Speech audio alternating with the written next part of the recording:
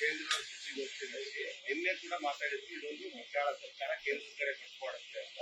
ಹೇಳಿದ್ದು ಇವತ್ತು ಕೂಡ ಮೊದಲು ಖರ್ಗೆಯವರೇ ಅಸಹಾಯಕತೆಯನ್ನು ತೋರಿಸ್ಕೊತಾ ಇದ್ದಾರೆ. ಮೊದಲು ಅವ್ರ ಮನೆಗೆ ಪರಿಹಾರ ಕೊಡ್ಲಿ ಸರ್ಕಾರ, ಬೆಳೆ ಪರಿಹಾರ ನೋಡಿ. ಇಂಥ ಮುಟ್ಟಾಳತನಕ್ಕೆ ನಾನು ಏನ್ ಉತ್ತರ ಕೊಡಕ್ಕಾಗತ್ತೆ? ಇದೇ ವಿಜೇಂದ್ರ ಅವರ ಪೂಜ್ಯ ತಂದೆಜಿಯವರು, ಅಪ್ಪಾಜಿಯವರು ನಿಮ್ಗೆ ನೆನಪಿದ್ರೆ ಔಟ್ರೈಟ್ ಆಗಿ ಅಧಿಕಾರಿಗಳಿಗೆ ಹೇಳ್ತಾರೆ, ಮತ್ತೆ ವಿಧಾನಸಭೆಯಲ್ಲಿ ಹೇಳ್ತಾರೆ, ರೈತರು ಕೇಳಿದ್ಕೆಲ್ಲ ನಾವು ಸ್ಪಂದಿಸಕ್ಕಾಗಲ್ಲ, ಸರ್ಕಾರ ಹತ್ರ ನೋಟ್ ಛಪಾಸ ಮಿಷಿನ್ ಇಲ್ಲ, ನೋಟ್ ಪ್ರಿಂಟ್ ಮಾಡೋ ಮಿಷಿನ್ ಇಲ್ಲ ಅಂತ ಹೇಳ್ತಾರೆ. ಇದೇ ತಮ್ಮ ಪೂಜ್ಯ ಅಪ್ಪಾಜಿ ಅವರು ಈ ಕಲಬುರಗಿ ವಿಮಾನ ನಿಲ್ದಾಣದಿಂದ ಹೊರಗೆ ಬಂದಿಲ್ಲ. ಹೋದ ಬಾರಿ ವಿಮಾನದಲ್ಲಿ ಸಮೀಕ್ಷೆ ಮಾಡಿಬಿಟ್ಟು ಅಧಿಕಾರಿಗಳ ಜೊತೆನೂ ಕೂಡ ಮೀಟಿಂಗ್ ಮಾಡಲಾರ್ದೆ ಹೋದವರು. ಸೊ ಆದ್ರಿಂದ ದಯವಿಟ್ಟು ಬಿಜೆಪಿ ಅವರು ರೈತರ ಬಗ್ಗೆ ನಮಗೆ ಪಾಠ ಹೇಳಕ್ ಹೋಗ್ಬೇಡಿ.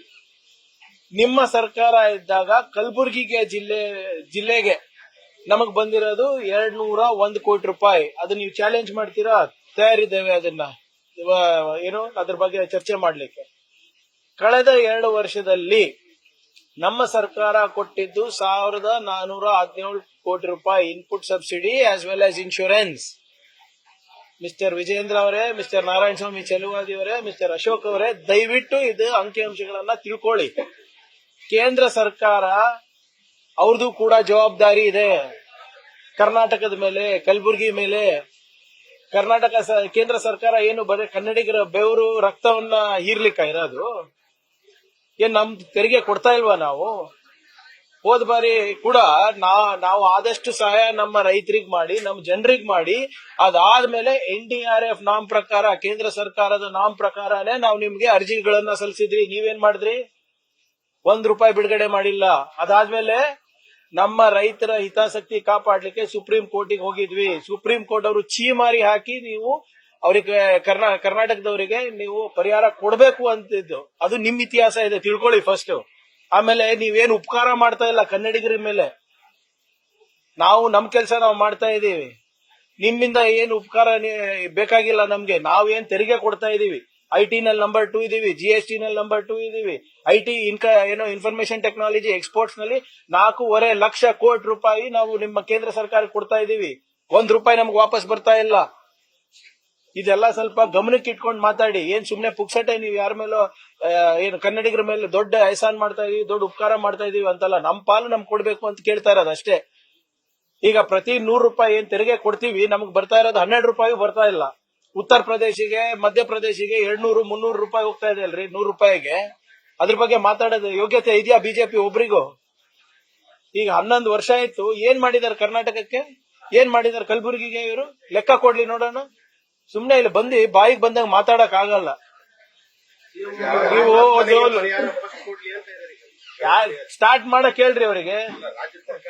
ಅವ್ರು ನೋಡಿ, ತಲೆ ಇರ್ಲಾರ್ದಂಗ್ ಮಾತಾಡಿದ್ರೆ ಏನ್ ಮಾತಾಡಕ್ಕಾಗುತ್ತೆ? ಯಾರೋ ಒಬ್ಬ ರೈತರು ಬಂದು ಕೇಳಿದ್ರೆ ಮತ್ ಮೋದಿ ದೇವ್ರದ್ದು ಏನ್ ಜವಾಬ್ದಾರಿ ಇಲ್ವೇನ್ರಿ?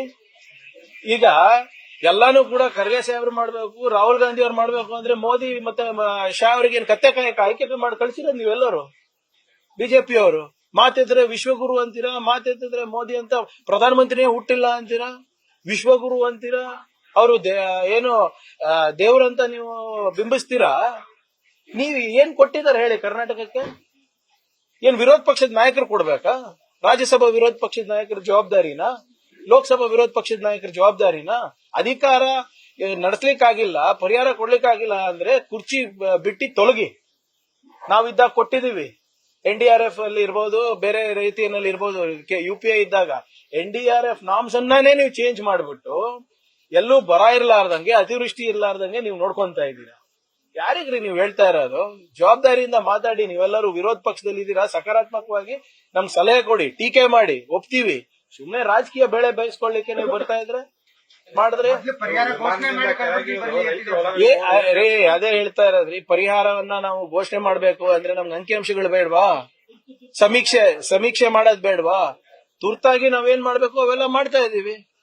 ಈಗ ಜನರಿಗೆ ಫುಡ್ ಕಿಟ್ ಕೊಟ್ಟಿದ್ ನಾವು, ಲೈಫ್ ವೆಸ್ಟ್ ಕೊಟ್ಟಿದ್ ನಾವು, ಅಲ್ಲಿ ಅವರ ಏನು ಬೆಳೆ ಹಾನಿ ಆಗ್ತಾ ಇರೋದು ಏನಂತ ನಾವಾಗ್ಲೇ ಒಂದು ಇಂಟ್ರೀಮ್ ರಿಪೋರ್ಟ್ ಸಬ್ಮಿಟ್ ಮಾಡಿದೀವಿ. ಅಂಕಿಅಂಶ ಇರ್ಲಾರ್ದೆ ಇವ್ರು ಬಿಡುಗಡೆ ಮಾಡಿದ್ರ? ಮತ್ ಬಿಜೆಪಿ ಅವ್ರ ಸರ್ಕಾರದಲ್ಲಿ ಹೇಳ್ತಾ ಇದ್ರಲ್ಲಪ್ಪ ನೋಟ್ ಪ್ರಿಂಟಿಂಗ್ ಮಿಷಿನ್ ಇಲ್ಲ ಅಂತ. ಅವಾಗ ಯಾವ ಆಧಾರದ ಮೇಲೆ ಕೊಡ್ತಾ ಇದ್ರಿ ದುಡ್ಡು? ಏನ್ ಬಂದು ನಿಮ್ ಕಾರ್ಯಕರ್ತರು ಹೇಳಿದ ತಕ್ಷಣ ಅಂಕಿಅಂಶಗಳು ಹೇಳಿದ ತಕ್ಷಣ ಬಿಡುಗಡೆ ಮಾಡ್ತಾ ಇದ್ರ?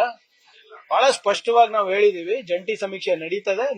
ಮಳೆ ಅದಾದ್ಮೇಲೆ ನಾವು ಏನು ನಮ್ಗೆ ಬೆಳೆ ಹಾನಿ ಆಗಿದೆ ಅದ್ರ ತಕ್ಕಂಗೆ ನಾವು ರೈತರ ಹಿತಾಸಕ್ತಿಯನ್ನ ಕಾಪಾಡ್ತೀವಿ.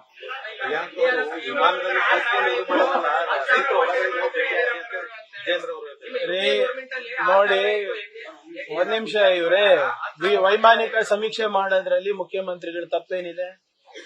ಇವ್ರು ಹೋಗಿರೋದ ಬೋಟ್ ನಲ್ಲಿ, ನಾನು ಹೋಗಿರೋದ ಬೋಟ್ ನಲ್ಲಿ. ನಾನು ಹೋಗಿರೋದ ಹಳ್ಳಿಗ, ಅವ್ರು ಹೋಗಿರೋದ ಹಳ್ಳಿಗೆ. ನೋಡಿ, ಇದೆಲ್ಲ ಸುಮ್ನೆ ರಾಜಕೀಯಕ್ಕೆ ಮಾತಾಡಂದ್ರೆ ಈಗ ಕಲಬುರಗಿಗೆ ಬಹಳ ಸಂತೋಷ ಏನಪ್ಪಾ ಅಂದ್ರೆ, ನಾನು ಮಂತ್ರಿ ಆದ್ಮೇಲೆ ಬಿಜೆಪಿ ಎಲ್ಲಾ ನಾಯಕರು ಕಲಬುರಗಿಗೆ ಬರೋದು ಹ್ಯಾಬಿಟ್ ಹಾಕೊಂಡಿದ್ದಾರೆ. ಸಂತೋಷ. ಮೋದಿ ಅವ್ರಿಗೆ ಹೇಳಿ ಸ್ವಲ್ಪ ಬರೇ ಇಂತ ಪುಕ್ಸಟೆ ಮಾತಾಡೋದಲ್ಲ, ಸ್ವಲ್ಪ ಪರಿಹಾರನು ಕೊಡ್ಸಕ್ ಹೇಳಿ. ನಮ್ದೇನಿದೆ ನಾವು ಕೊಡ್ತೀವಿ.